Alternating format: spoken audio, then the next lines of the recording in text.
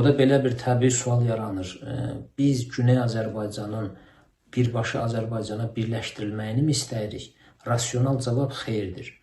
Çünki bilirsiniz, say nisbəti, uzun illər fərqli siyasi təhsil mühitində formalaşmış fərqli şuur, fərqli idarə etmə vərdişləri, bütün bunlar bu modeldə belə deyək, ciddi balans riskləri yaradır. Bu artıq niyyət yox, struktur məsələsidir. Ona görə də hədəf birləşmə yox, müstəqillik xətti olmalıdır. Əvvəl real muxtariyyət, sonra da dövlət müstəqilliyi.